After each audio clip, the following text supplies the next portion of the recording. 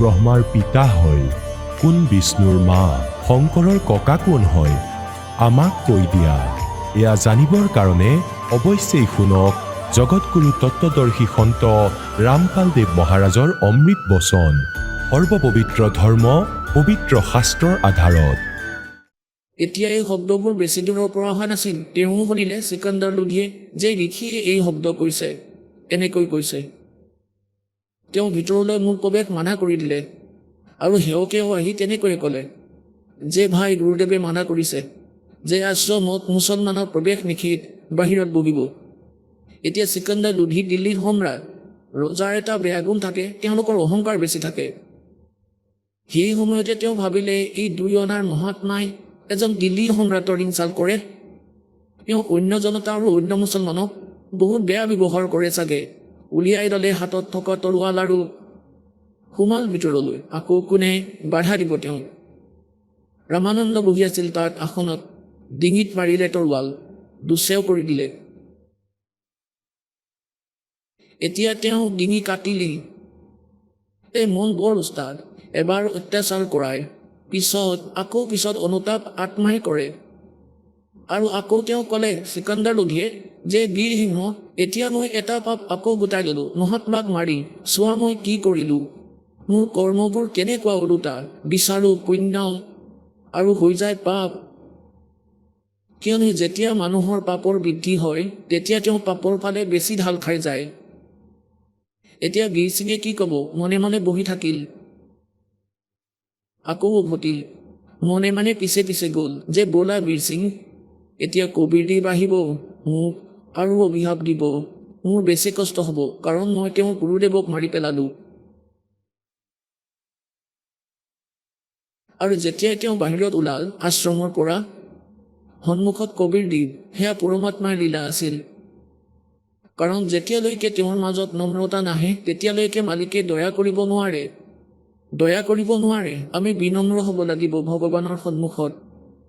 এতিয়া চিকান্দাৰ লোধীক নম্ৰও কৰিব লাগিছিলে। আৰু সেইফালে প্ৰাৰব্ধত আছিল ৰামানন্দ দেৱৰ মৃত্যু চিকান্দাৰৰ হাতত। তেওঁৰ মৃত্যু আছিল তাত। এতিয়া সন্মুখত কবিৰ পৰমাত্মাদেৱ থিয় হৈ থকা দেখিলে। বীৰদেৱ সিং তেওঁৰ শিষ্য আছিল, দণ্ডৱত প্ৰণাম কৰিলে। এতিয়া চিকান্দাৰ লোধীও ভয় খালে। এতিয়া তেওঁ অভিশাপ দিব। তেওঁ বৰ ডাঙৰ মহাত্মা হয়। এতিয়া তেওঁ ভয়ে ভয়ে প্ৰণাম কৰিলে, চৰণত ধৰিলে। কবিৰ চাহেবে চিকান্দাৰ লোধীৰ মূৰত হাত থলে। দুয়ো নৰেশৰ মূৰত হাত থলে, আশীৰ্বাদ ভৰা। তেতিয়া সেই সময়ত চিকান্দাৰ লোধীৰ সেই জলনৰ ৰোগ একেবাৰে শেষ হৈ গ'ল। ঠিক হ'ল, সেয়া সুস্থ হ'ল। তেওঁৰ শৰীৰ একেবাৰে ফুলৰ দৰে হৈ গ'ল, পাতল পাতল, কোনো পীড়া নাই। চৰণত ধৰি এৰাই নাছিল, কান্দিবলৈ ধৰিলে, কান্দি থাকিলে। কবিৰদেৱে ক'লে, কি হ'ল তোমাৰ? দিল্লীৰ সম্ৰাট, আজি দুজন ৰজাই মোৰ দুৱাৰত কেনেকৈ আহিলে এই গৰীবৰ সন্মুখত? তেতিয়া কাৰণটো ক'লে যে প্ৰভু, মই বহুত অকৰ্মণ্য মানুহ। চিকান্দাৰ লোধীয়ে ক'ব ধৰিলে, মোক ক্ষমা কৰক। কবিৰ চাহেবে ক'লে যে ক্ষমা কৰি দিলোঁ। ক'লে যে নহয়, আপুনি ক্ষমা কৰিব নোৱাৰে। হে পৰমাত্মা, মই বহুত অত্যাচাৰ কৰিলোঁ। মই যি কামৰ বাবে আপোনাৰ দৰ্শনাৰ্থে আহিছিলোঁ, মোৰ সেয়া দুখটো আপোনাৰ আশীৰ্বাদেৰে ভাল হৈ গ'ল। কিন্তু পৰমাত্মা, হে আল্লাহৰ ৰূপ, মই এটা অত্যাচাৰ কৰিলোঁ। আপুনি মোক ক্ষমা কৰিব নোৱাৰে।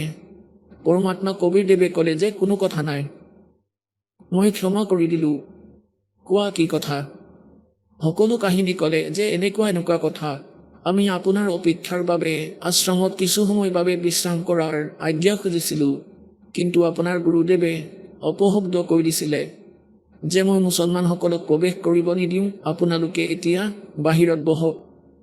এইটো মোৰ পাপ আছিলে, মোৰ অহংকাৰ আছিলে। মই ৰজা।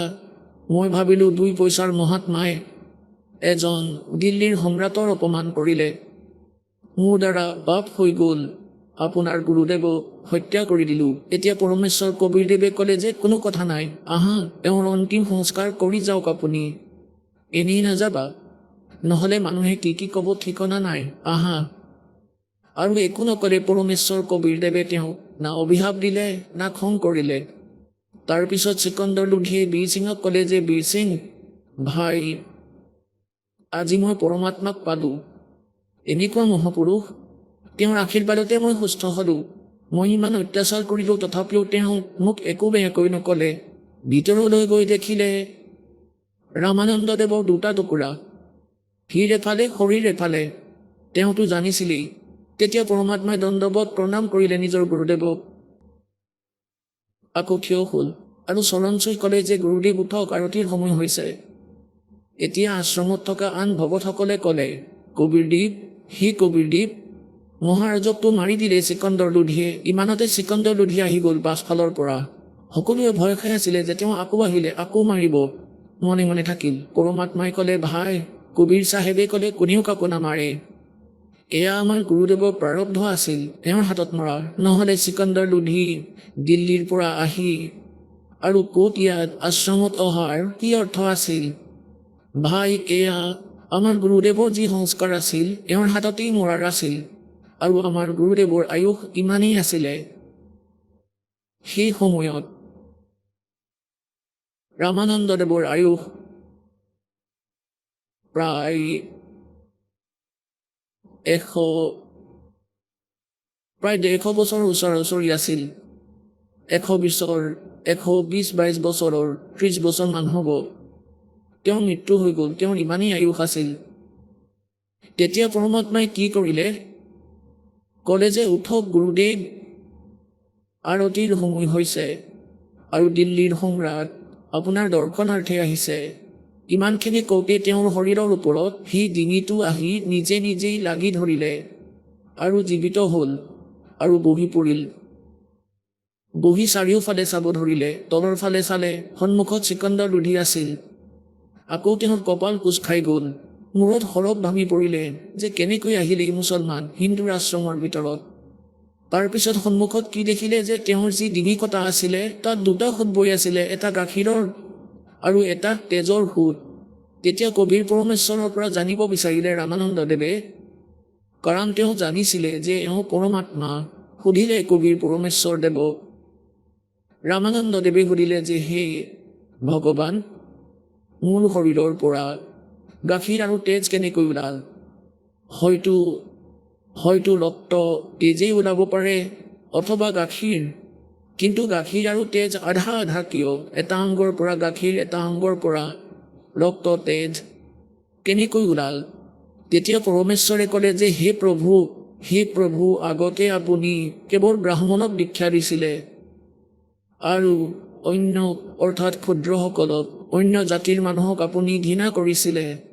আপুনি দয়া কৰিলে এই দাসৰ ওপৰত, দয়া কৰি নিজৰ শিষ্য বনাই লৈছিলে। আপুনি মুছলমানসকলক ঘৃণা কৰে, সেইবাবে আপুনি এতিয়া কমপ্লিট হোৱা নাই, আপুনি মুক্তিৰ অধিকাৰী হোৱা নাই। হিন্দু আৰু মুছলমান দুটা নহয় গুৰুদেৱ, আমি এজন পিতাৰেই সন্তান। সেই এজন পৰম পিতাৰ ঘৰৰ পৰা আহিছোঁ। আজি কোনোবা হিন্দু অথবা মুছলমান, ভগৱানৰ দৰবাৰৰ পৰা কিন্তু আমি এক হৈয়ে আহিছিলোঁ। এয়া আমাৰ কেৱল দুৰ্বল চিন্তাধাৰাহে। তেওঁ 1.5 ঘণ্টালৈকে প্ৰবচন দিছিলে। এই ধৰ্মৰ খালটো পূৰণ কৰিবৰ বাবেই 1.5 ঘণ্টালৈকে প্ৰবচন দিছিলে যে গুৰুদেৱ, আপুনি মুক্তিৰ অধিকাৰী হ'ব নোৱাৰে যেতিয়ালৈকে আপোনাৰ মনত ঘৃণা থাকিব। তেতিয়া ৰামানন্দদেৱ থিয় হ'ল। এতিয়া চাওক পুণ্যাত্মাসকল, যাক ভগৱানক লাগে। ৰামানন্দদেৱ সৰুৰ পৰাই আনমেৰিড। 16 বছৰ বয়সতে পৰমাত্মাৰ সন্ধানত ওলাই গৈছিলে ঘৰৰ পৰা। তেওঁ কাকো নোপোৱাৰ বাবে নিজেই গুৰু হৈ গৈছিলে। তাৰপিছত তেওঁ পৰমাত্মাক পালে। তাৰপিছত হজখণ্ড দেখুৱালে, নিজৰ স্থিতিৰ সৈতে পৰিচিত কৰালে। তাৰপিছত উভতি আহিল। এতিয়া তেওঁ 140-50 বছৰৰ হৈ গৈছিলে আৰু মৃত্যু। তেওঁ প্ৰাৰব্ধ ইমানেই আছিলে, মালিকে কৈ দিছিলে যে আগলৈ আপোনাৰ জীৱন নাছিল আৰু আপোনাৰ মুক্তি এতিয়া হ'ব লগাও নাছিল। সেইবাবে মই আপোনাৰ আয়ুস বঢ়াই দিছোঁ। এতিয়া ভক্তি কৰক আৰু ঘৃণা এৰি দিয়ক গুৰুদেৱ। তেতিয়া থিয় হৈ চিকন্দৰ লোধিক বুকুত সাৱটি ধৰিলে ৰামানন্দদেৱে সেই মুছলমানজনক আৰু ক'লে, পুত্ৰ, মইতো দুৰ্বুদ্ধিৰ জীৱ আছিলোঁ, মোৰ চকু খুলি দিলে আজি মই মৰিলোঁ হয়, কিন্তু ভক্তিৰ যোগ্য হোৱা নাছিলোঁ, আৰু কালিলৈ মই পশু হৈ গ'লোঁ হয়। পৰমাত্মাই ক'লে, ৰামানন্দদেৱ, আজি আপুনি ব্ৰাহ্মণ হ'ল।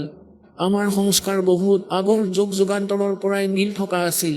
এতিয়া যদি আপোনাৰ পিছৰ জন্ম মুছলমানৰ ঘৰত হয়, তেতিয়া আপুনি হিন্দুসকলক ঘৃণা কৰিব। এই ধৰণৰ প্ৰবচন শুনি ৰামানন্দদেৱৰ আত্মা পৰিষ্কাৰ হৈ গ'ল, গদগদ হৈ গ'ল, আৰু চিকান্দাৰ লোধিক বুকুত সাৱটি ধৰিলে আৰু ক'লে, পুত্ৰ, মোৰ দ্বাৰা ভুল হৈ গ'ল, ক্ষমা কৰি দিবা। মই দুৰ্বুদ্ধিৰ জীৱ আছিলোঁ, এই পৰমাত্মাক পালোঁ মই। তেওঁ মোৰ সকলো অন্ধকাৰ আঁতৰাই দিলে। তাৰ পিছৰ পৰা ৰামানন্দদেৱে কাকো ঘৃণা নকৰিলে। পৰমাত্মাই কয়, যেতিয়ালৈকে আমাৰ মনত এই ধৰণৰ লেতেৰা কথা সোমাই থাকিব, তেতিয়ালৈকে আমি মুক্তিৰ অধিকাৰী নহওঁ। গতিকে পুণ্যাত্মাসকল, সতগুৰু যো চাহে সো কৰহি, 14 कोट दूत जम डरही, ऊत भूत जम त्रास निवारे, और चित्रगुप्त के कागज पाड़े। এতিয়া ইয়ালৈ এনেকুৱা বহুত ব্যক্তিও আহে, সকলো জেগাতে ঘূৰি ল'লে, কিন্তু প্ৰেত আত্মাৰ পৰা পিছ এৰাব নোৱাৰিলে। সেয়া উদ্ভূত হয়, আৰু এয়া তেওঁলোকৰ সংস্কাৰ হয়। তেওঁলোকৰ এতিয়া পৰমাত্মাই কি কৰে? এই ভূত কি হয়? এই ভূতটো আগতে মনুষ্য আছিল, আৰু তেওঁ মনুষ্য জীৱনত যি পাপ কৰিছিলে, ভক্তি ভালদৰে কৰা নাই, সেই জীৱ আজি ভূত হৈ গ'ল। সেই ভূতো প্ৰেত যি হয়, সেয়াও মনুষ্যৰ এক কেটেগৰীয়ে হয়। যেনেকৈ মনুষ্যৰ 1000 প্ৰকাৰৰ কথা কৈছোঁ, এয়াও তেনেকৈ এক প্ৰকাৰেই হয়। এতিয়া সূক্ষ্ম শৰীৰ তেওঁলোকৰ লগতে থাকে, গতিকে তেওঁলোকৰ আগৰ সংস্কাৰৰ বাবে সেয়া লাগিয়েই থাকে। এতিয়া সকলোৱে কথাবোৰ বুজি পালেনে? সঁচা একেবাৰে, হয়, এনেকুৱাই হয়। এতিয়া পৰমাত্মাৰ এই দৰবাৰলৈ আহিলে, পৰমাত্মাই তেওঁলোকৰো সংস্কাৰ বেলেগ বেলেগ কৰি দিয়ে। সকলো প্ৰাণীয়ে সেই আত্মাৰ ওপৰত, লাগিলে সেয়া প্ৰেতেই হওক, কোনোবা দেৱ হওক, বা কোনোবা দানৱ হওক, জীৱ হওক, পৰুৱা হওক, সকলোৰে উদ্ধাৰ হোৱাটো বিচাৰে তেওঁ।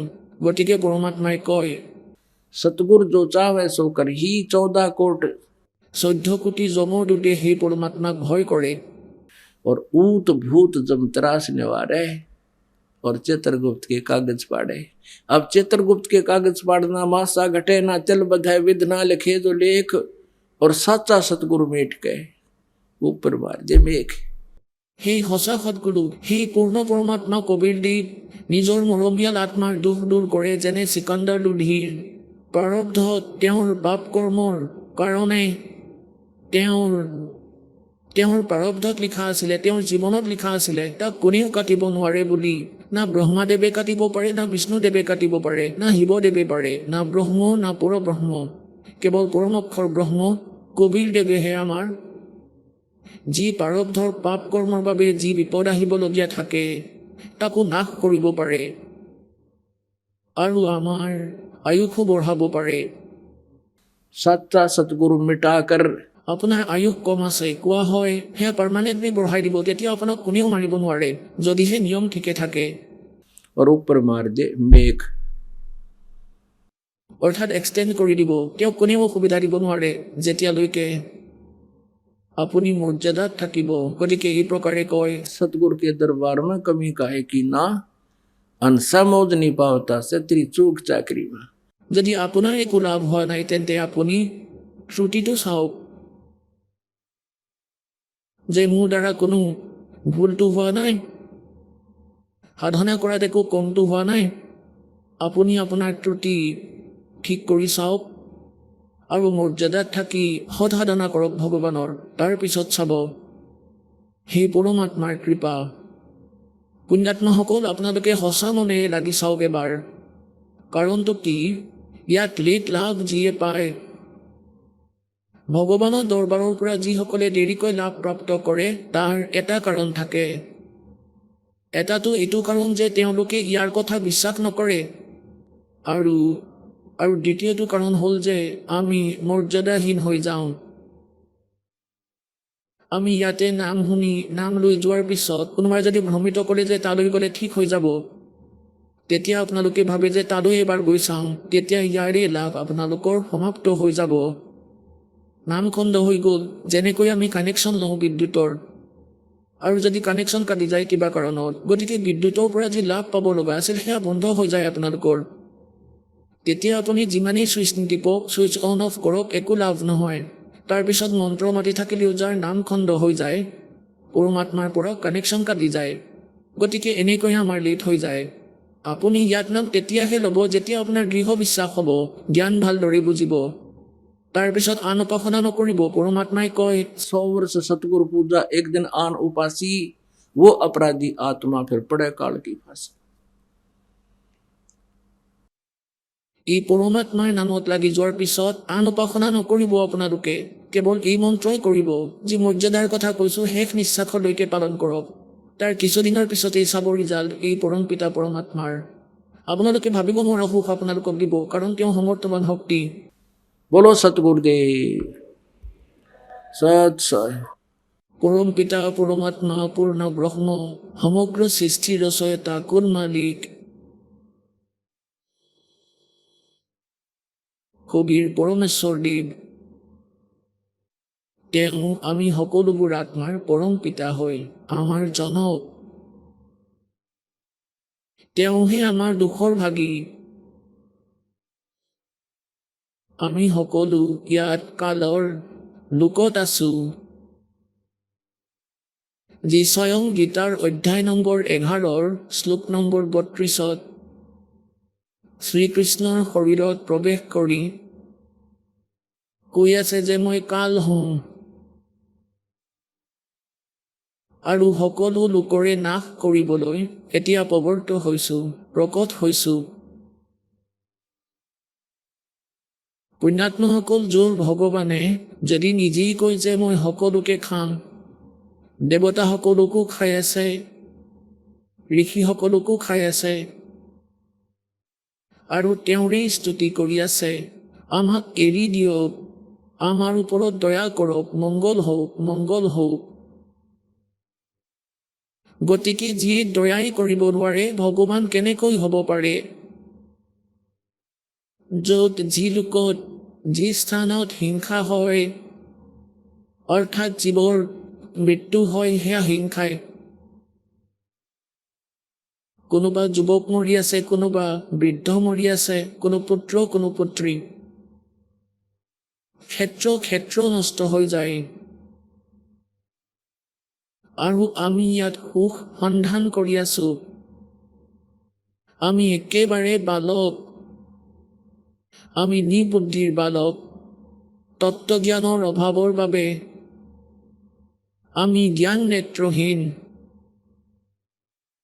আমি সেই বস্তু বিচাৰি আছো যি 21 ব্ৰহ্মাণ্ডতে নাই। সেই সুখ য'ত মৃত্যু নাই আৰু য'ত কোনো আপদ, কোনো প্ৰকাৰৰ প্ৰাকৃতিক আপদ নাহে,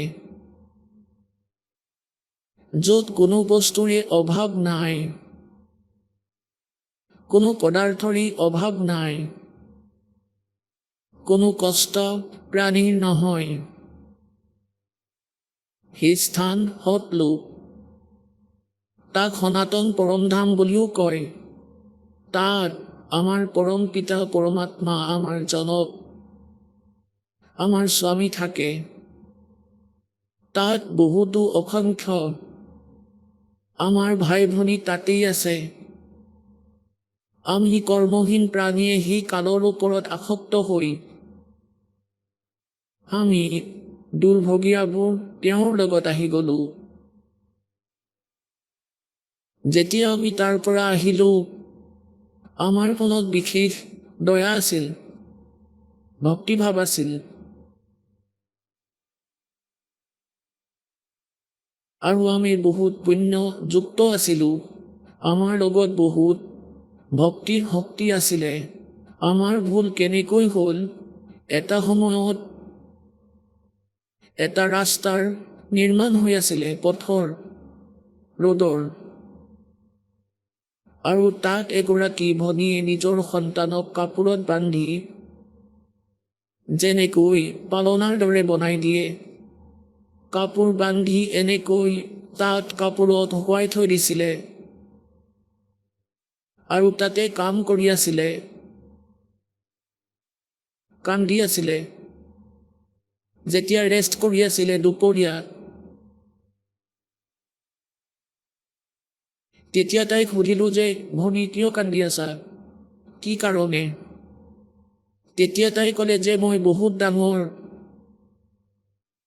অৰ্থাৎ ধনৱান দেউতাৰ পুত্ৰী আছিলোঁ, আৰু যাৰ লগত মই লাভ মেৰেজ কৰিলোঁ সি আমাৰ ঘৰত চাকৰ হৈ আছিল। মোৰ বয়স 18 হৈছিলে, কিন্তু বুদ্ধিৰে বালক আছিলোঁ। মোৰ ইয়াৰ লগত সম্বন্ধ হ'ল। ঘৰৰ মানুহে বহুত বাধা দিছিল, বহুত বুজাইছিলে যে বহুত কষ্ট পাবা তুমি, কাৰণ পিতৃ মাতৃ ভৱিষ্যতৰ কথা জানে। বালক অজ্ঞাত থাকে, ভাবুক হৈ নিজৰ জীৱন নষ্ট কৰিবলৈ সাজু হৈ থাকে। এওঁলোকক যদি কোনোবাই বুজাই যে যদি তুমি বিয়াই পাতিব বিচাৰিছা মা দেউতাৰ সন্মতিত নাপাতা কিয়, এওঁলোকে যি কৰিব ভাবি চিন্তিয়ে কৰিব, তোমাৰ ভৱিষ্যতৰ কথা ভাবি কৰিব, কিন্তু নামানিলোঁ। মই ইয়াৰ লগত ঘৰৰ মানুহে গম নোপোৱাকৈ পলাই আহিলোঁ। মই লগত বহুত পইচাও লৈ আহিছিলোঁ। সি এই পইচাবোৰৰ বেয়া ব্যৱহাৰ কৰিলে, মদ খাবলৈ ধৰিলে। যেতিয়ালৈকে পইচা আছিল মোৰ লগত ভাল ব্যৱহাৰ কৰি আছিল, আৰু যেতিয়া পইচা শেষ হ'ল তেতিয়া মোক সদায় মাৰপিট কৰিব ধৰিলে, কাৰণ সি সদায় মদ খাব বিচাৰে। মই সদায় হাজিৰা কৰোঁ আৰু সি মদ খায়। মই যদি দেউতাৰ সেই কথাবোৰ মানিলোঁ হয় তেন্তে আজি মোৰ লগত এই অৱস্থা নহ'লহেঁতেন। গতিকে পুণ্যাত্মাসকল, আজি আমি এই স্থিতিতে আছোঁ। আমি নিজৰ সেই ধনীপতি অৰ্থাৎ ধনী পিতাৰ পৰা বিমুখ হৈ এই উলংগ কালৰ লগত আহি গ'লোঁ। সি একেবাৰে উলংগ। যেতিয়ালৈকে আমাৰ লগত পুণ্য আছিল তেতিয়ালৈকে আমাক স্বৰ্গত ৰাখিছিলে, তেওঁ মহাস্বৰ্গত ৰাখিছিল। যেতিয়া আমাৰ পইচা শেষ হ'ল, যেতিয়া আমাৰ পুণ্য শেষ হ'ল, আমাক ইয়াত পেলাই দিলে পৃথিৱীত, আৰু এতিয়া ই আমাক খাই আছে, আমাক মাৰি আছে, আমাৰ দুৰ্গতি কৰি আছে। তেওঁ কিমান দয়ালু হয় আমাৰ ভগৱান, যাৰ পৰা আমি বিমুখ হৈ আহিছিলোঁ, কাৰণ আমি তেওঁৰ সন্তান। পিতৃ মাতৃয়ে নিজৰ সন্তানৰ পৰা আত্মীয়তা এৰুৱাব নোৱাৰে, যিমানেই অকৰ্মণ্য হওক। এই আধাৰতে সেই পৰম পিতাই আমাৰ বাবে আহে ইয়ালৈ, এই বেয়া লোকলৈ। পৰমেশ্বৰৰ বাণীত লিখা আছে যে এই লক্ষ্মীজনতাত এই পৃথিৱীৰ গোন্ধ দুৰ্গন্ধ কৈছে ইয়াৰ পৰা লাখ যোজন, এক যোজনত 12 কিলোমিটাৰ হয় প্ৰায়, আৰু 1 লাখ যোজন অৰ্থাৎ 12 লাখ কিলোমিটাৰৰ উচ্চতালৈকে কয় ইয়াৰে লেতেৰা লোকৰ দুৰ্গন্ধ তালৈকে যায়। ইমান লেতেৰা লোক এয়া, আৰু আমি ইয়াত পৰি আছোঁ। সেইবাবে এই পৰম পিতাই নিজৰ সেই অমূল্য স্থানক এৰি আমাৰ পিছে পিছে ঘূৰি আছে, আৰু ইয়াত কালে আমাক ইয়াত ভ্ৰমিত কৰি ৰাখিছে, আমাক নিচা খুৱাইছে। যেনেকৈ ইয়াৰ 3টা পুত্ৰ আছে, কালৰ ৰজগুণ ব্ৰহ্মা, শতগুণ বিষ্ণু, তমগুণ শিৱদেৱ। এওঁলোকক ই 3টাকৈ গুণযুক্ত কৰি ৰাখিছে। এতিয়া এই ব্ৰহ্মা বিষ্ণু মহেশ্বৰৰো কোনো ভুল নাই। যেনেকৈ এটা জলকীয়াৰ গুণ থাকে, তাৰ ভিতৰৰ পৰাই তেনেকুৱাই তাৰ প্ৰভাৱ আনৰ ওপৰত পৰিবই পৰিব। যেনেকৈ এই ভগৱান থাকে নিজৰ লোকত ওপৰত, বিষ্ণু লোকত বিষ্ণুদেৱ, শিৱলোকত শিৱদেৱ, আৰু ব্ৰহ্মা লোকত ব্ৰহ্মাদেৱ। কিন্তু এওঁলোকৰ পৰা ওলাই থকা যি পোহৰ আছে, এওঁলোকৰ পৰা ওলাই থকা যি ৰেঞ্জ আছে, তেওঁলোকৰ এটা এটা গুণৰ আমি এই পৃথিৱীত বহি থকা মানুহবোৰৰ ওপৰত প্ৰভাৱ পেলাই আছে। যেনেকৈ চম্ভাল মৰা হয় আঞ্জাত জলকীয়াৰ, সি সাকাৰ বস্তুটোতো পাকঘৰতহে থাকে, কিন্তু তাৰ নিৰাকাৰ প্ৰভাৱ আন কোঠালিত বহি থকা মানুহবোৰৰ ওপৰতো প্ৰভাৱ পেলায়। তেতিয়া তেওঁলোকে হাঁচিয়াব ধৰে। তেওঁলোকৰ সেই হাঁচি ৰখাব পৰাৰ ক্ষমতা নাই। আজি আমাৰ স্থিতি ঠিক তেনেকুৱাই। আমি এই কালৰ লোকত এই তিনিটা ইনজেকশ্যনৰ কাৰণে, এই তিনিটা গুণৰ প্ৰভাৱত আমি এনেকৈ মূৰ্ছিত হৈ আছোঁ। চকু লাগিলে খোলাই থাকক, কিন্তু আমি আমাৰ ভগৱানক চিনি নাপাওঁ, যি কাৰণে আমি কষ্টৰ ওপৰত কষ্ট পাই আছোঁ। সেই পৰমাত্মা স্বয়ং আহে আৰু আমাক এণ্টিবায়'টিক টেবলেট দিয়ে, এই সৎসংগৰূপী ইনজেকশ্যন লগায়। তেতিয়াহে আমি চেতনাত আহোঁ, তেতিয়াহে মনত ইচ্ছা জাগে সেই পৰমাত্মাক পোৱাৰ আৰু সেই সুখসাগৰ স্থানলৈ যোৱাৰ, য'ত বৃদ্ধাৱস্থা আৰু মৃত্যু নাই, য'ত যোৱাৰ পিছত প্ৰাণী সংসাৰলৈ উভতি নাহে। আমাৰ বৃত্তি ইমানেই বেয়া হৈ গৈছে, আমি ইমান ৰঙীন হৈ পৰিছোঁ এই লেতেৰা লোকত। এদিনেই দাসে এজন ব্যক্তিক বুজাই আছিলে সৎলোকৰ মহিমা আৰু ইয়াৰ যি দুখ। 2 ঘণ্টা শুনি থাকিলে জেণ্টেলমেন যেন লাগিছিল, এডুকেটেড মানুহ। কিন্তু এডুকেশ্যন বেলেগ বস্তু, সেয়াটো অক্ষৰ জ্ঞান। আৰু এজন ভাল মানুহ হোৱাটো, জেণ্টেলমেন হোৱাটো, সেয়াও এক বেলেগ ইছ্যু, ভাল কথা। যেতিয়ালৈকে তত্ত্বজ্ঞান নাথাকে, সেই জেণ্টেলমেনো সেই কথাবোৰ কেটচ কৰিব নোৱাৰে। তেওঁক বুজাই আছিলোঁ যে সৎ লোকৰে যোৱাৰ পিছত তাত সেই সুখ, তাত কোনো ধৰণৰ মৃত্যু নহয়।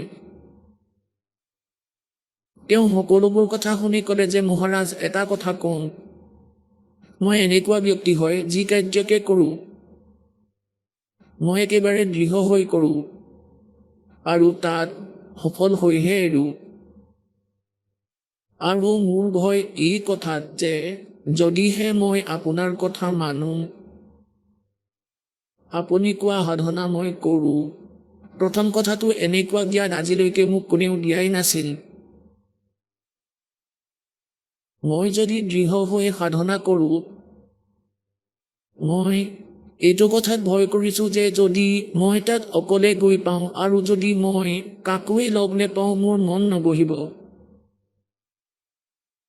গতিকে মই এই সাধনা নকৰোঁ, মই ইয়াতেই থাকিম।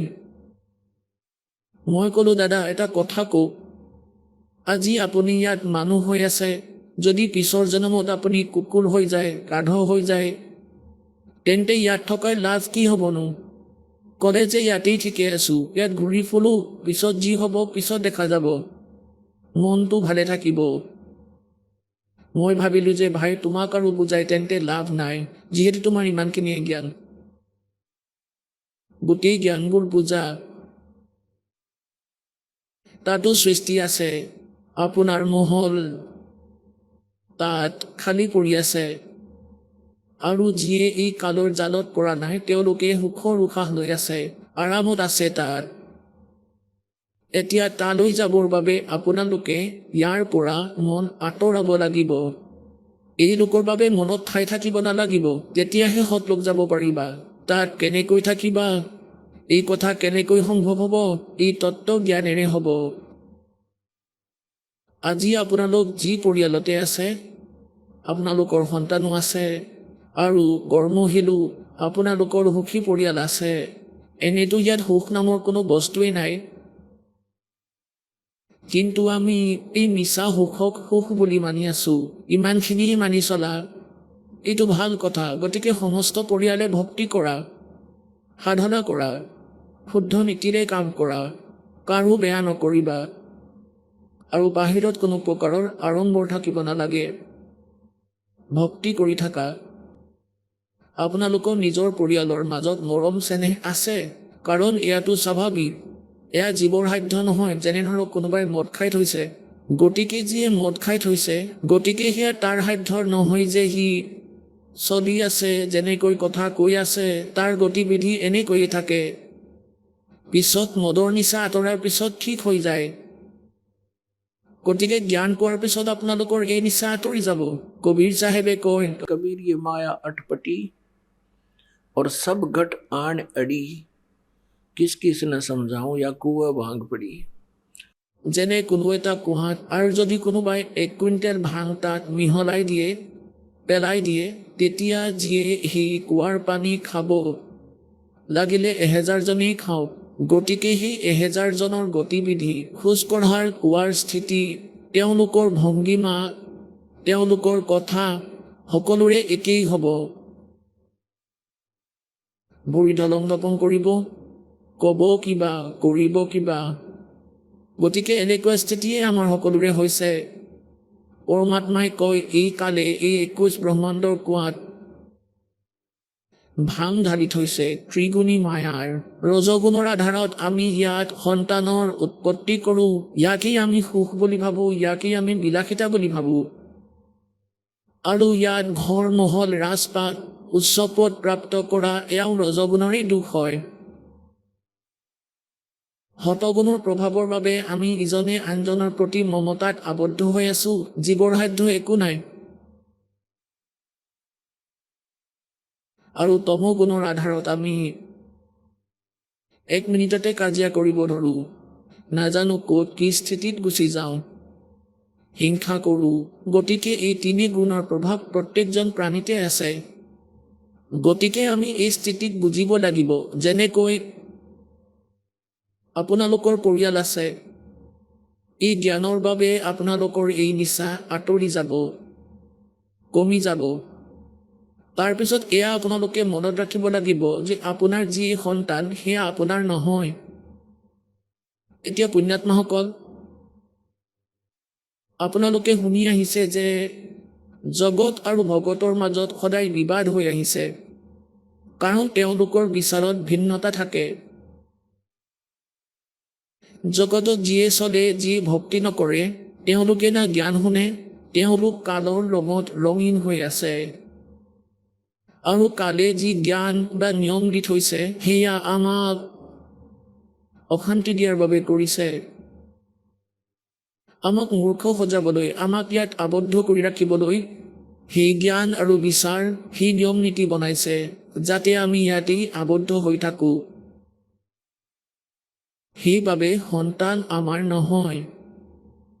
গতিকে কালি গধূলিও কৈছিলোঁ যে যিমানবোৰ আত্মা আছে সেয়া পৰমাত্মাৰ হয়। আমি কালৰ লোকত আহিলোঁ, গতিকে সি এওঁলোকৰ মালিক হৈ গ'ল, নকলি কণ্ট্ৰলাৰ হৈ গ'ল। আমাৰ ইজনৰ আনজনৰ লগত সংস্কাৰ জড়িত হৈ আছে। সেই সংস্কাৰ বশতঃ আমি কেতিয়াবা পিতৃৰ ৰূপত জন্ম লওঁ আৰু কেতিয়াবা পুত্ৰ ৰূপে জন্ম লওঁ। সি পিতাৰে, সি পুত্ৰৰে। যেনে ধৰক আগতে পিতৃ আছিলোঁ, তেনেকৈয়ে কোনোবা এটা জন্মত সেই পিতাই আমাৰ পুত্ৰ হয়, আমি তেওঁৰ পিতা হওঁ। কেতিয়াবা যদি আমি পিতা হওঁ তেন্তে পুত্ৰ আমাৰ পিতা হয়। গতিকে এই সংস্কাৰ এনেকৈ আমাৰ এই কালৰ লোকত আবদ্ধ হৈ আছে। গতিকে এই আধাৰতে আমি ইজনে আনজনৰ ইয়াত পতি পত্নী, পুত্ৰ পুত্ৰীৰ ৰূপত জোঁৱাই ইত্যাদি যি সম্বন্ধ হয় সেই সংস্কাৰ বশতঃ আমাৰ হয়। পুত্ৰৰ জন্মৰ 1 বছৰ আগত ক'ত আছিলে সেই পুত্ৰ, ক'ত আছিলে সেই পুত্ৰী? সম্বন্ধ হোৱাৰ আগতে ক'ত আছিলে সেই জোঁৱাই? য'তেই আছিলে আপোনাৰ নাছিলে। গতিকে এনেকৈ যেনেকৈ সময় অনুসাৰে এই স্থিতি আহিল, আমি আমাৰ বুলি ভাবি থাকিলোঁ। ছোৱালীৰ বিয়া পাতি দিলোঁ আৰু তেওঁ আমাৰ জোঁৱাই হৈ গ'ল। আৰু বহুত আদৰ সৎকাৰ কৰে। যদি কিবা কাৰণবশতঃ সেই সম্বন্ধ ভাঙি যায়, তেন্তে আমি কি সংজ্ঞাত কথাটো কম? এগৰাকী ভনীয়ে ক'ব ধৰিলে আন এগৰাকী ভনী, তাই গম পোৱা নাছিলে যে আন এখন গাঁৱৰ পৰা আহিছিল। যেনেকৈ এখন গাঁৱৰ ছোৱালী আন এখন গাঁৱত বিয়া পাতি দিয়ে, তেওঁ ইমানখিনি জানিছিল যে আন এখন গাঁৱত বিয়া দিছে, কিন্তু তাইৰ বিষয়ে গম পোৱা নাছিল যে তালাক হৈ গৈছে।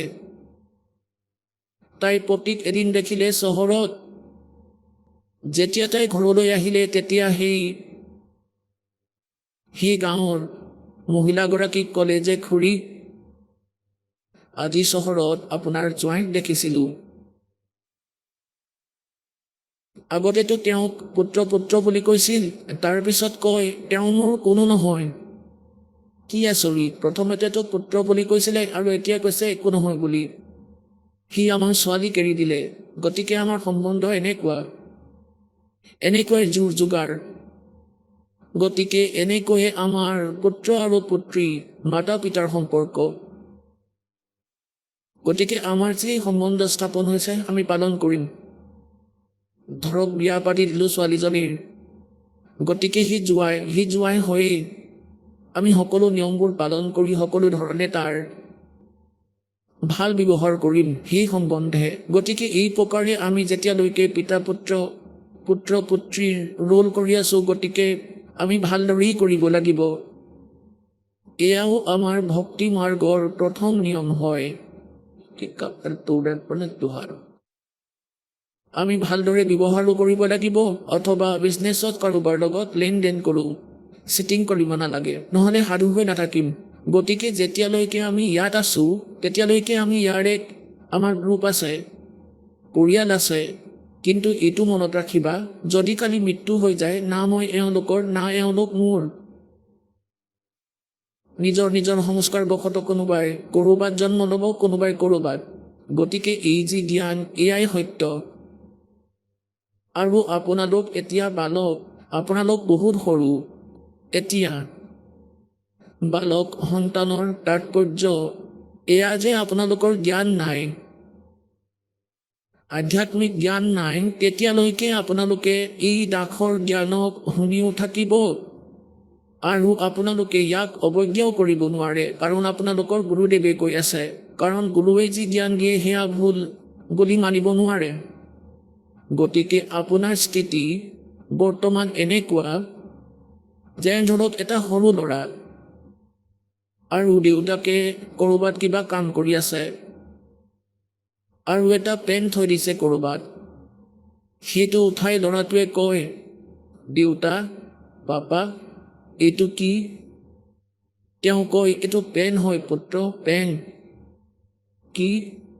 তেওঁ কয়, পেন। কি? পেন। কি?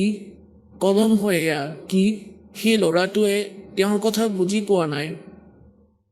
সেইবাবে কি মানে প্ৰশ্নবাচক শব্দ কৈ আছে। সি কি বুলি কৈ সেইটো থৈয়েই যায়। এতিয়া সি এইটো বুজিয়ে পোৱা নাই যে এইটো পেন হয়, আৰু না বুলি এইটো কাৰণে ক'ব পৰা নাই যে কথাটো তাৰ দেউতাকে কৈছে। আৰু যেতিয়া ল'ৰাটো ডাঙৰ হৈ গ'ল, তাৰ বুদ্ধিও মেচিয়ৰ হৈ যায়, যুৱক হৈ যায়, আৰু যেতিয়া তাক কয় যে পেনটো লৈ আহা, সি দৌৰি যায় আৰু পেনটো লৈ আহি সি নিজৰ দেউতাকক দি দিয়ে। গতিকে আজি আপোনালোকৰ স্থিতি এই জ্ঞান যি দাসে দি আছে, ইয়াক বুজাটো সেই বালকৰ দৰেই হয়। এই দাসে যি কৈ আছে সেয়া সত্যতা, কিন্তু এই কথাই আপোনালোকৰ মনত সোনকালে স্থান নাপাব আৰু আপুনি নাও কৰিব নোৱাৰে। না এইকাৰণে কৰিব নোৱাৰে কাৰণ গুৰুদেৱে কৈ আছে, আৰু স্বীকাৰ এইটো কাৰণে কৰিব নোৱাৰে যে আপোনালোকৰ বুদ্ধি বালকৰ দৰে, বুদ্ধি আপোনাৰ বালকৰ দৰে।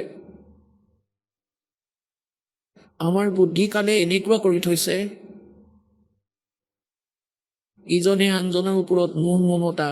যেনেকৈ এজনী গাইৰ পোৱালি মৰি গ'ল, তেতিয়া কি কৰে বেপাৰীসকলে? সেই গাইৰ পোৱালিটোৰ গাৰ ভিতৰৰ সকলোবোৰ অংগ উলিয়াই দিয়ে।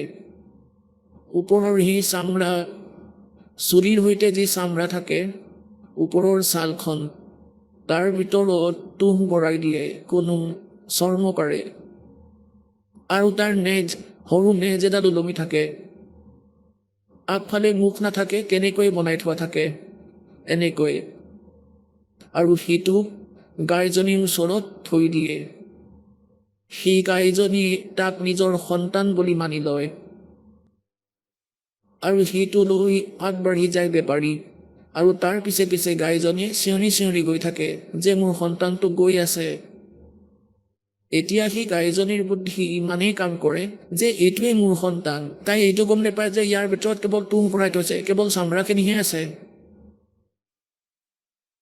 এতিয়া এইটো তাৰ সাধ্য নহয়। গতিকে পুণ্যাত্মাসকল, আমি ইয়াতে যি সম্পৰ্ক গঢ়ি থৈছোঁ, ই কালে আমাক ইমান ফাঁকি দি থৈছে, আমাৰ বুদ্ধি ইমানখিনি কৰি তুলিছে। এয়া কি শৰীৰনো আমাৰ? প্ৰত্যেকৰে চাওক, আপোনালোকে চাগে ৰাস্তাত কুকুৰ মৰি থকা দেখিছে এক্সিডেণ্টৰ বাবে। তাৰ গাৰ ভিতৰৰ সকলোবোৰ মেটেৰিয়েল বাহিৰত ওলাই পৰি থাকে। তাৰ ফালে আমি চাবও নোৱাৰোঁ। পেট ক'ৰবাত, মাংস ক'ৰবাত, গোবৰ ওলাই থাকে। তাৰ ছালখনহে পৰি থাকে ৰাস্তাৰ ওপৰত। এতিয়া সেই মেটেৰিয়েল আপোনাৰ, মোৰ আৰু সন্তানৰ ভিতৰত ভৰাই চামৰা মেৰিয়াই পেক কৰি থৈছে। আৰু ইয়াক লৈহে আমাৰ কিমান মমতা। আৰু ইয়াতকৈ বেছি নকওঁ, বুদ্ধিমানৰ বাবে সংকেতেই বহুত। গতিকে যেতিয়া আমি আৰু আপুনি মেচিয়ৰ্ড হৈ যাম, তেতিয়া আপোনালোকৰ এই যি আপোনালোকক জ্ঞান দি আছোঁ, আপোনালোকেতো পাহৰিব নোৱাৰে, নিশ্চয় মনত থাকিব। কিন্তু ইয়াৰ ওপৰত আপোনাৰ স্থিৰতা কেতিয়া আহিব? তাত সময় লাগিব। কেনেকৈ লাগিব? যে আপোনালোকে ভক্তি কৰি থাকক। পৰমাত্মাই যি ক্ৰিয়া কৰিছে সেয়া কৰি থাকক। দান, ধৰ্ম, ভক্তি। ইয়াৰ পৰা কি হ'ব যে যি এই গুণৰ প্ৰেছাৰ ইমানেই আছে, এয়া লাহে লাহে কম হৈ যাব। আমাৰ ভিতৰত ভক্তিৰ প্ৰেছাৰ বাঢ়ি যাব আৰু বুদ্ধিৰ বাবে সেই প্ৰেছাৰ স্থিৰ হৈ গৈ থাকিব। আৰু এটা সময় এনেকুৱা আহিব, আপোনালোকৰ এই সকলোবোৰ এনেকুৱা যেন লাগিব যে আমি সঁচাকৈ ভুল স্থানত আছোঁ। তাৰপিছত এটা কৃপা আৰু হ'ব আপোনালোকৰ, যেতিয়া বৃদ্ধাৱস্থা হৈ যায় মানুহৰ, যেতিয়া ভক্তিহীন মানুহৰ বৃদ্ধাৱস্থা আহিব, একান্তত বহি কান্দে যে চাওক আমি এওঁলোকক এনেকৈ পালন কৰিলোঁ, এওঁলোকৰ কিমান সেৱা কৰিলোঁ আমি, চাওক কিমান কষ্টৰে এওঁলোকক পালিলোঁ। আজি আমি কি শুনিবলৈ পাইছোঁ? বৃদ্ধাৱস্থাত কি হয় যে এজন বৃদ্ধ মানুহে নিজৰ মনৰ কথাখিনি নিজৰ সন্তানক কোৱাৰ বাবে চেষ্টা কৰে। আৰু চেষ্টা কৰে যে মই নিজৰ সন্তানক যি কওঁ সি যাতে সেয়াই কৰে। কিন্তু সেই বৃদ্ধ অৱস্থাত আৰু সন্তান যেতিয়া ডাঙৰ হয়, তেতিয়ালৈকে বহুত সময় পাৰ হৈ যায়। গতিকে সন্তানে নিজৰ সময় অনুসাৰে বাহিৰৰ সমাজক দেখি নিজৰ কৰ্মক্ৰিয়াবোৰ কৰে, যি সি বয়সীয়াল পিতৃয়ে সহ্য কৰিব নোৱাৰে। সেইকাৰণে তেওঁ সকলো কথাতে মাত মাতিবলৈ ধৰে। এনেকৈ কয় যে তুমিতো নাশ কৰিবাই, তোমালোকে এনেকুৱা কৰা, আমি এনেকুৱা কৰিছিলোঁ, আমি কেতিয়াও এনেকুৱা কৰা নাছিলোঁ। আগতে আমি দেখিছিলোঁ যে গাঁৱত কোনোবাই যদি টুথপেষ্ট লৈ আহে, তেতিয়া তেওঁ টুথপেষ্ট কোনে আনে যাৰ চাকৰি থাকে অথবা কোনোবা চহৰত থাকে, তেতিয়া তেওঁৰ বিষয়ে মানুহে ক'বলৈ ধৰে যে চোৱা নাশ কৰিব, নাজানো ই কি হৈ গ'ল। গতিকে এই ধৰণে আমাৰ যি নেচাৰেল চিন্তাধাৰা হয়, এই ধৰণৰ চিন্তাধাৰা থাকেই। গতিকে সি বয়সীয়ালজনে সকলো কথাত মাত দিয়ে, যি কাৰণে সেই ল'ৰা ছোৱালীৰ লগত মতভেদ হৈয়ে যায়। যে দেউতাই বাৰে বাৰে মাত দিয়ে যে আমি বালক হৈ থকা নাই নহয়, আমাৰ বিয়া হৈ গৈছে, এতিয়া আমাৰ ল'ৰা ছোৱালীও আছে। গতিকে এই ধৰণৰ যি পৰিৱেশ বেয়া হয়, সি ভক্তিহীন প্ৰাণী, জ্ঞানহীন বৃদ্ধই, বয়সস্থ অথবা কোনো বেলেগ চিন্তাধাৰাৰ হয়, এক বিশেষ অশান্তিৰ কাৰণ হৈ পৰে।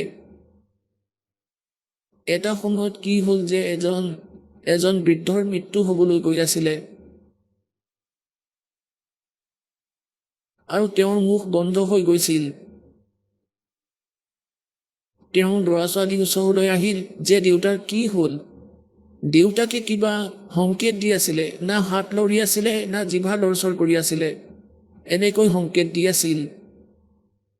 এতিয়া তেওঁলোকে ভাবিলে যে দেউতাই কিবা ক'ব বিচাৰিছে।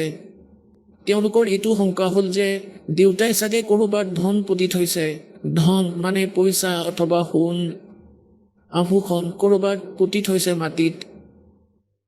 আগতে এনেকুৱাই কৰিছিলে চোৰৰ ভয়ত, পইচা মাটিৰ তলত লুকুৱাই থৈছিলে। গতিকে সি পশুবোৰ য'ত বান্ধে তাতে গাত এটা খান্দি পুতি থয় আৰু ওপৰৰ ফালে মচি থৈ দিয়ে, যাতে কোনেও গম নাপায় ক'ত পুতি থৈছে। গতিকে য'ত পশু বন্ধা আছিলে তাৰে ছাইডত এনেকুৱা কৰি আছিলে। এতিয়া সন্তানকেইটাই ভাবিলে যে দেউতাই কিবা ক'ব বিচাৰিছে, তেওঁ চাগে পইচা লুকুৱাই থৈছে। যদি তেওঁৰ মৃত্যু হৈ যায় তেনেহ'লে এইবোৰ এনেই যাব।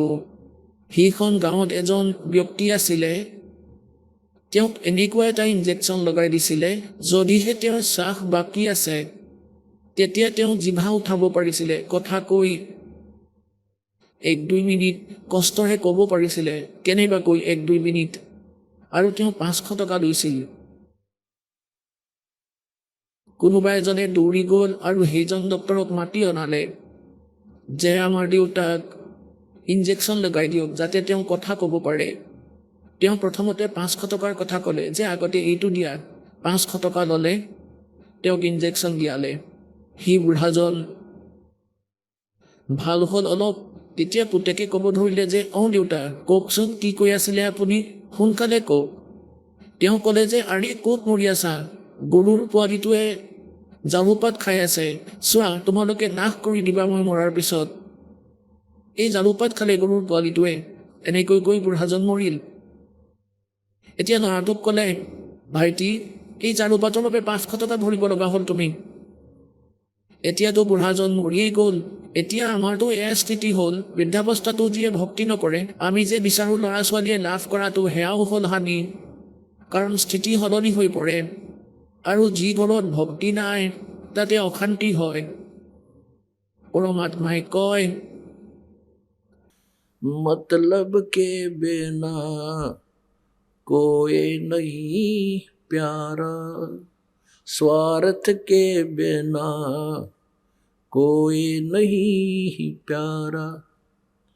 जब तक बैल चले हड़िए में तब तक डालें चारा। जब तक बैल चले हड़िए में तब तक डालें चारा। वृद्ध होवे जब नाथ काट दे वो घर घर लाठे खारा। स्वार्थ के बिना या कोई नहीं प्यारा। আকৌ কি কয়, भाई वृद्ध होवे जब पड़े खाट में सुने वचन खारे। वृद्ध होवे जब पड़े खाट में सुने वचन खारे। कुत्ते तावण का भी सुख को ना ये छाती फूकण हारे। मतलब के बिना कोई नहीं प्यारे। এতিয়া কি হয়, যেনেকৈ বুঢ়া বা বুঢ়ী এজনীৰ ক'ত বহিবলৈ দিয়ে তেওঁলোকক, ক'ত গেটৰ কাষত, আৰু তাত কুকুৰ ৰখীয়া হৈ থাকে, কুকুৰ যাতে ঘৰৰ ভিতৰত সোমাই নাযায়। বোৱাৰীজনী এদিন ক'ৰবালৈ গ'ল, পানী আনিবলৈ বাহিৰলৈ বা খেতিলৈ গ'ল শস্য আনিবলৈ, আৰু পিছত কুকুৰে আহি গাখীৰ বেয়া কৰি দিলে আৰু ৰুটিও বেয়া কৰি দিলে। বোৱাৰীজনী আহি ভিতৰত দেখিলে, তাই আহি দেখিলে যে কুকুৰে সকলো বেয়া কৰি পেলাইছে। তেতিয়া বুঢ়ীৰ ওপৰত খং উলিয়াবলৈ ধৰে যে তই সকলো শেষ কৰি দিলি, মোৰ তেজ ঘঁহি পেলাইছা, তুমি এইখিনিও কৰিব নোৱাৰা, কুকুৰ এটাও খেদিব নোৱাৰা, কুকুৰ খেদিব নোৱাৰা। তেতিয়া কুত্তে তাওনকা মিছক না তুম ছাতি প্ৰণালী। এতিয়া সি বুঢ়া বুঢ়ীয়ে অকলে কান্দিবলৈ ধৰিলে। পুত্ৰ বোৱাৰীৰ আগত ক'ব নোৱাৰে, ক'লে গধূলি ৰুটি নিদিব খাবলৈ। আৰু কান্দি কান্দি কয়, আমি ইহঁতৰ বাবে কিমান কৰিলোঁ, কি ভাবিছিলোঁ পুত্ৰই বিয়া পাতিব, আমাৰ সুখ হ'ব, এয়াহে হ'ল, চোৱা সিহঁতে আমাক কষ্ট দিছে বুলি কি ক'ম, আমিহে সিহঁতক কষ্ট দিছোঁ বোলে। গতিকে পুণ্যাত্মাসকল এইবোৰ ইয়াত নেচাৰেল, কান্দাই বা মানিয়ে লোৱা। এই কালে আমাক এই প্ৰকাৰে অশান্তি দি থৈছে আৰু আমি এনেকৈয়ে থাকি যাম। ইয়াৰ বিপৰীতে যিসকলে ভক্তি কৰে, পৰমাত্মাৰ নাম লয়, এই পৰমেশ্বৰৰ শৰণত আছে, তেওঁলোকৰ স্থিতিত পাৰ্থক্য আহিব। যদি ল'ৰা ছোৱালীয়ে ভক্তি মাৰ্গত লাগি যায় তেন্তে মিনিহত লোক হৈ যাব আপোনালোকৰ ঘৰ। এয়া সঁচা বুলি মানি ল'বা। এতিয়া যেনেকৈ আপোনালোকে বৃদ্ধ হ'ব, আপোনালোকৰ ল'ৰা ছোৱালী ডেকা হ'ব, এওঁলোকৰ বিবাহ হ'ব, সকলো কাম হ'ব। ঠিক আছে, এয়া মাক দেউতাকৰ স্বভাৱ যে নিজৰ ল'ৰা ছোৱালীক নিজৰ অনুভৱ অনুসাৰে গাইড নিশ্চয় কৰক। তেওঁলোকক কওক যে এনেকুৱা কৰা, এনেকুৱা কৰা। আৰু যদি সিহঁতে নামানে যে দেউতা এনেকৈয়ে ঠিকে আছে, আমি এনেকৈয়ে কৰোঁ, গতিকে সিহঁতক অবজেকশ্যন কৰিব নালাগে। যদিহে বুদ্ধিও হয়, ক'ব নিশ্চয় লাগে যে হ'ব পাৰে, এনেকুৱা কিবা কথা থাকিব পাৰে, ল'ৰা ছোৱালীৰ মূৰত নাহে আৰু সেই কথা ছেট হৈ যাওক, পিতৃ মাতৃৰ কথা। আৰু যদি অবজেকশ্যন কৰে যে নাই এনেকৈয়ে কৰিম, তেন্তে কৰিবলৈ এৰি দিব লাগে। নিজৰ মালা লৈ কাটি হ'ব লাগে। আন পালে মুখ কৰি নিজৰ মন্ত্ৰ আৰম্ভ কৰি দিব লাগে। তাৰপিছত কি হ'ব যে পৰমাত্মাৰ কৃপাত ভক্তি কৰাৰ বাবে প্ৰথমতেতো বৃদ্ধাৱস্থাত আপোনালোকৰ শৰীৰ সুস্থ থাকিব, কাৰণ গোটেই জীৱনটো কৰা পুণ্য আৰু পাপ লগতো থাকিবই যুগ যুগ ধৰি। গতিকে সেয়া বৃদ্ধাৱস্থাত আহি নিজৰ সকলোবোৰ প্ৰভাৱ দেখুৱায়। ভগৱানৰ ভক্তিৰ বাবে এটা বেলেগ ধৰণৰ শক্তি প্ৰাপ্ত হয়, আত্মা আৰু শৰীৰৰ কষ্টৰহিতও হয়। আৰু ল'ৰা ছোৱালীৰ মাজতো পৰমাত্মাই দয়া ভৰাই দিয়ে। এক বিশেষ নম্ৰতা আহি পৰে। তেওঁলোকে মালিকক ভয় কৰে যাতে পিতৃ মাতৃৰ আত্মাই দুখ নাপাওক, আমাৰ পাপ নালাগক। গতিকে সেই দৃষ্টিকোণৰ বাবে এনেকুৱা ধৰণৰ কামো নকৰে যাৰ বাবে পিতৃ মাতৃয়ে কষ্ট পাওক। আৰু সেইফালে মাক দেউতাকো ইমান বুজা হৈ যাব লাগে এই জ্ঞানৰ বাবে। এবাৰ কৈ চাব লাগে, যদি নামানে তেন্তে ক'ব লাগে যে ঠিক আছে পুত্ৰ এনেকৈয়ে কৰা। তাৰপিছত নিজৰ মন্ত্ৰত ধ্যান দিব লাগে। পিছত কান্দা কটা কৰাৰ প্ৰয়োজন নাই যে মই এনেকৈ ক'লো, নামানিলে, এইবোৰ অদৰকাৰী কথা। ইয়াতো কালৰ ব্যৱস্থা। এওঁলোকক ভগৱানৰ পৰা দূৰত ৰাখি ঘৰৰ মাজত হাই কাজিয়া লগাই অশান্তিৰ সৃষ্টি কৰক, ভক্তি যাতে নকৰক। গতিকে এই জ্ঞানেৰেহে কথা হ'ব। গতিকে এনেদৰে আমি নিজৰ জীৱনকো সুখী কৰিম আৰু পৰমাত্মাকো পাম। গতিকে পুণ্যাত্মাসকল, আমি ইয়ালৈ আহি কালৰ জালত আবদ্ধ হ'লো। আৰু শেষ সময়ত আমি যেতিয়া ইয়াৰ পৰা যাব লাগিব, আপোনালোকৰ ওপৰত এক দয়া হ'ব যে বৃদ্ধাৱস্থাত কম্পালচৰি আৰু আৱশ্যকো এই ভক্তিৰ বাবে। কিয়নো যেতিয়ালৈকে আপোনালোক যুৱক, এই দাসেজি কৈ আছে এক এক বছৰ এনেকৈ বুজি লোৱা যেনেকৈ অমূল্য আৰু সত্য। এতিয়া যেতিয়ালৈকে আপোনালোক যুৱক হৈ থাকিব, এক ছেকেণ্ডৰ বাবেও শান্তি নাপাব। ভক্তি কৰি আছে, এয়া আপোনালোকৰ সৌভাগ্য, আপোনালোকৰ ওপৰত এয়া মালিকৰ বিশেষ কৃপা। কিন্তু আপোনালোকৰ মনত ব্যাকুলতা নাই এতিয়া। আৰু যেতিয়া আপোনালোকে এই কাম কৰি কৰি, ক্ৰিয়া কৰি কৰি যেতিয়া বৃদ্ধ হ'ব, আৰু বৃদ্ধ হোৱাৰ পিছত আপোনালোকৰ শৰীৰো শিথিল হৈ পৰিব। আপোনালোকৰ শৰীৰটো কিবা অলপ চলপ ইটো সিটো হৈ থাকিব, কেতিয়াবা বেমাৰ হ'ব, কেতিয়াবা দুৰ্বল হ'ব, চকুৰে দেখা বন্ধ হ'ব, আৰু ভয় খাব যে হে ভগৱান, মই এতিয়া কণা হ'ম। তেতিয়াহে ভগৱানলৈ মনত পৰিব। তাৰপিছত আপোনালোকৰ এই বচন যি আজি ৰাখে কৈ আছে, সেয়া সেই সময়ত সকলো এনেকৈ হৈ যাব যেনেকৈ ৰেজিষ্ট্ৰেশ্যন কৰাৰ পিছত কামটো নিশ্চয় হয়। আপোনালোকৰ এনেকুৱা লাগিব যেন সঁচাই কৈছিল তেওঁ সেইদিনা। একেবাৰে ছেট হৈ যাব এই কথা আপোনালোকৰ। আৰু যিসকল আজি বৃদ্ধ হৈছে, ভক্তিও কৰি আছে, তেওঁলোকেতো আজিয়ে প্ৰমাণ পাই যাব যে সঁচাকৈ এনেকুৱাই। তেতিয়া বেছিকৈ ভক্তি কৰা কৰিব। গতিকে সেইবাবে পৰমাত্মাই কয় যে বৃদ্ধাৱস্থা আপোনাৰো আহিব, কিন্তু সেই ভক্তিহীন প্ৰাণীৰ দৰে নাহে। কাৰণ যিসকল ভক্তিহীন প্ৰাণী, যিয়ে জ্ঞান পোৱা নাই, তেওঁ সদায় ওলোটা কাম কৰে। এজন ভগতে কৈ আছিল যে আমাৰ গাঁৱত এজন ডেকা, মানে যেতিয়া তেওঁ 30-40 বছৰীয়া আছিলে, আমি তেতিয়াৰ পৰাই চাই আছিলোঁ তেওঁক। যদি ৰাস্তাৰে গৈ থাকে আৰু যদি কুকুৰ বহি থকা দেখে আৰামত, সি এডাল লাঠি লৈ থাকে। তাৰপিছত সি মনে মনে গৈ কঁকালত মাৰে। তাৰপিছত কুকুৰটোৱে বিষতে চিঞৰিবলৈ ধৰে আৰু সি হাঁহিবলৈ ধৰে, হা হা হা। আৰু সি নিজৰ কৰ্ম যি বেয়া কৰিব লগা আছিল কৰিলে। আৰু যেতিয়া সি বৃদ্ধ হ'ল, এনেকৈ কান্দিবলৈ ধৰিলে যেনেকৈ কুকুৰে কান্দে। এই যে বিনা কাৰণত কুকুৰক মাৰিলে কান্দে, ঠিক তেনেকৈয়ে কান্দি কান্দি মৰিলে, গোটেই বছৰটো কান্দি কান্দি। আৰু এনেকৈয়ে কান্দিছিলে যেন সঁচাকৈয়ে কুকুৰে কান্দি আছে। গতিকে পুণ্যাত্মাসকল পৰমাত্মাই কয়, मन तू पावेगा अपना किया रे, भोगेगा अपना किया रे। मन तू पावेगा अपना किया रे, भोगेगा अपना किया रे।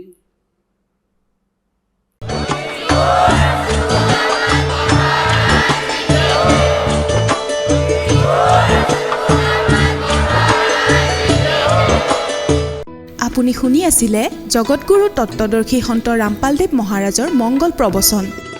অধিক জানিবৰ বাবে ভিজিট কৰক আমাৰ ৱেবছাইট www.jagatgururampalji.org।